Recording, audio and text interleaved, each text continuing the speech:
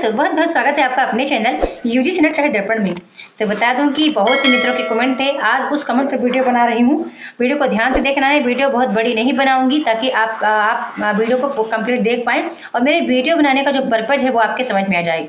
ठीक है, आप जो भी आप एग्जाम देना चाहें तो केवल परीक्षा देना आपका पर्पज नहीं होना चाहिए, आपका लक्ष्य उस सिलेक्शन को प्राप्त करना होना चाहिए। ठीक है, बहुत से कमेंट आए थे, मैम बताइए ना, हम केबीएस का एग्जाम देना चाह रहे हैं, दें कि ना दें, हम नेट की तैयारी कर रहे थे, हम नेट को छोड़ दें कि हम केबीएस को पकड़ें। तो एक बात और कह दूं कि आप केबीएस का एग्जाम देना चाहते हो तो मतलब आपकी थिंकिंग कहाँ जा रही है, पहले ये सोचो।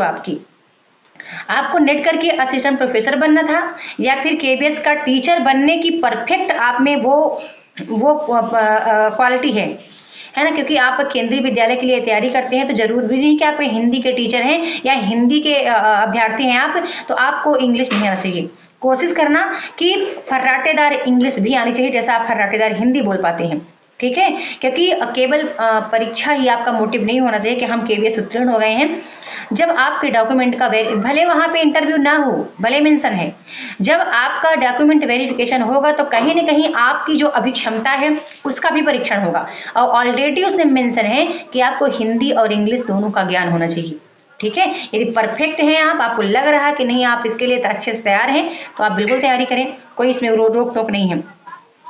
ठीक है, अब एक बात और कह दूं बंधु कि मैं स्टार्ट में ही बोली हूँ कि केवल परीक्षा पास करना आपका लक्ष्य नहीं होना चाहिए। जैसे कि मैं अपना एग्जाम्पल थोड़ा सा दे दूँ तो मेरा अब लक्ष्य एक बन चुका था कि नेट ही लेना है, मुझे नेट लेना है, नेट के बाद जेआरएफ लेना है, जेआरएफ के बाद पीएचडी करना है, मतलब ये मोटिव बन चुका है। ठीक है, तो मैं अब कहीं भी भटकती नहीं हूँ, भले मुझे नेट उत्तीर्ण करने में 2 वर्ष का समय लग गया रहा हो, है ना, या 1.5 वर्ष का समय लग गया हो, लेकिन मुझे मतलब था कि मुझे इसी को अचीव करना है। तो पहले तो एक मतलब खुद को बताओ, खुद को देखो कि खुद पर आप कितना अच्छा काम कर पा रहे हो, क्या आप हो उस लायक, उस योग्य हो। क्योंकि इस बार जो है ना पैटर्न तो चेंज हुआ, बिल्कुल पैटर्न चेंज ये हुआ कि जो बच्चे पढ़ रहे हैं वही फॉलो करना पड़ रहा है टीचर की वैकेंसी में, वही सिलेबस। तो अच्छा, वहाँ ये भी मेंशन है कि आपका जो परीक्षा का लेवल होगा स्नातकोत्तर स्तर का होगा। ठीक है, हो सकता है आपने पढ़ा हो ना पढ़ा हो, क्योंकि ये चीज़ मैंने देखी थी, मैं जब एकलव्य आवासीय के लिए फॉर्म फिल की थी वहाँ भी ये चीज़ मेंशन था। पढ़ना था आरोह वितान की पुस्तक को, ऐसा मतलब था कि सीबीएसई के पैटर्न को फॉलो करना है 11 से 12 तक, और वहाँ मेंशन था कि जो परीक्षा का लेवल होगा वो स्नातकोत्तर का होगा, ऐसा लिखा था। तो फिर मैं समझ चुकी थी कि अभी पेपर में आने क्या वाला है, हम आरोह वितान भले पढ़ रहे हैं लेकिन जो लेवल होगा हाई पूरा स्नातकोत्तर का ही होने वाला है।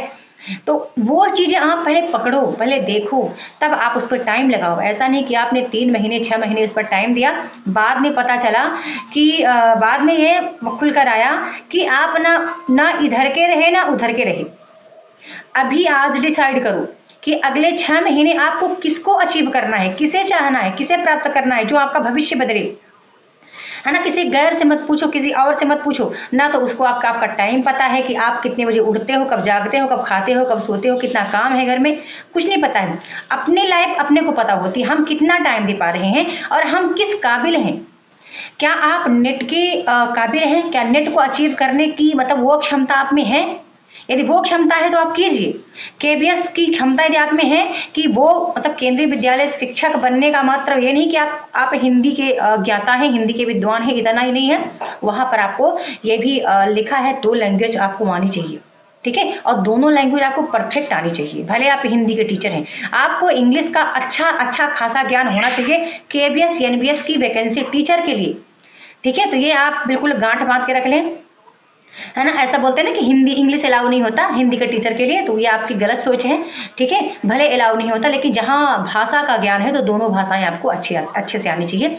यदि ये आती हो तो ठीक है, भरिए केबीएस का फॉर्म, उसको अचीव करिए। नहीं आता है तो ऐसा नहीं कि 3 महीने पहले 90 दिन इंग्लिश को अच्छे से इम्प्रूव करिए, अच्छे से उसको भी सीख करिए, मतलब लैंग्वेज के तौर पर लैंग्वेज अच्छे से आनी चाहिए। भले आपका ग्रामिकल मतलब ग्रामर वाला पोर्सन भले गलत हो, वो उससे कोई लेना देना नहीं है ना। तो अब यही जो था ना वीडियो बनाने का मोटिव, तो इतने कमेंट थे भाई, तो मैं बता रही कि आप वो करो जो आप कर पाओ, मतलब जो आपका लक्ष्य हो। जैसे कि मेरा था कि मुझे इसी को लेना है, इसके बाद जेआरएफ लेना है, जेआरएफ के बाद पीएचडी लेना है। पीएचडी लेने का मतलब केवल डॉक्टर की उपाधि नहीं है, उसके उसमें जो फेलोशिप देता है यूजीसी, उस पर मेरी नज़र है कि वो यदि दे रहा है तो मैं ऐसी काबिलियत क्यों ना विकसित कर लूँ कि वो मुझे मिल जाए। ठीक है, तो वही चीज़ें आपसे बोल रही हूँ कि आप ये वीडियो बनाने का जो मोटिव है ना, केवल इतना नहीं है, मतलब बहुत ज़्यादा सोचा मैंने, बहुत से मित्रों का कमेंट आया, क्या करें मैम, नेट की तैयारी 2 महीने 3 महीने किए हैं, उसको थोड़ा सा पोस्टपोन करें क्या, हम केवीएस को का फॉर्म फिल करें, हम उसको कर लेंगे, 4 साल बाद भर्ती आई है, ऐसा करके बहुत ज़्यादा मित्रों का। ठीक है, तो इसलिए आज ही आपको डिसाइड कर लेना है। आज डिसाइड करो कि आप क्या बनना चाहते हो। यदि आपकी दृष्टि है असिस्टेंट प्रोफेसर वाली कि नहीं मुझे वो बनना है, वही मतलब 60,000 65,000 मुझे अचीव करना है और मेरे पास वो योग्यता है, हिंदी का बहुत अच्छा ज्ञान रखते हैं, आपको लगता है कि जैसा नेट में है ना वैसा ही केवीएस से भर भर के अभ्यर्थी, पूरे भारत के अभ्यर्थी बैठने वाले हैं। ऐसा नहीं कि वहाँ पर बिल्कुल है कि केंद्रीय विद्यालय की भर्ती है तो केवल दिल्ली वाले फॉर्म भरेंगे, ऐसा नहीं है। पूरे भारत के अभ्यर्थी भरकर बैठेंगे और यहाँ भी केवल ये नहीं है कि आप परीक्षा को पास कर लेंगे, ठीक है, वहाँ भी एक मेरिट लिस्ट बनेगी और मेरिट लिस्ट में आप आएंगे कि नहीं आएंगे, ये सारी चीज़ें सोचते हुए, यानी पूरा परीक्षा की तैयारी से लेकर के सिलेक्शन तक का आप पहले से प्लान बनाओ। ठीक है, आप प्लान कर लो बंधु, प्लान करोगे तब जाके आप अच्छा कर पाओगे। यदि प्लान आप पहले से नहीं बना रहे हो तो हो सकता है कि कहीं ना कहीं आप पीछे रह जाओगे, पीछे रुक जाओगे।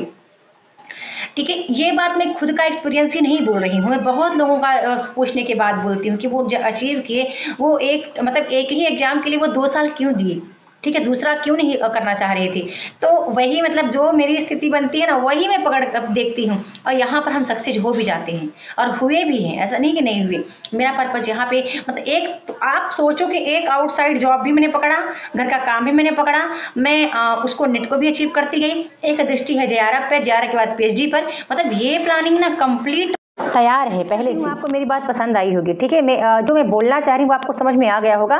तो आज अपना एक डिसीजन तैयार करो और एक ही चीज़ को अचीव करने का सोचो जिसको आप कर सकते हो, जिसके सिलेक्शन तक आप पहुँच सकते हो। ऐसा नहीं कि आपने मतलब फॉर्म फिल तो किया, आपने पेपर दिया, लास्ट में आपका मैसेज आता है कि मैम हम अचीव नहीं कर पाए, हमारा सिलेक्शन नहीं हो पाया। ठीक है, तो उसके लिए करो जहाँ आपका सिलेक्शन पक्का है, आप कर सकते हो। ओके, बहुत बहुत धन्यवाद।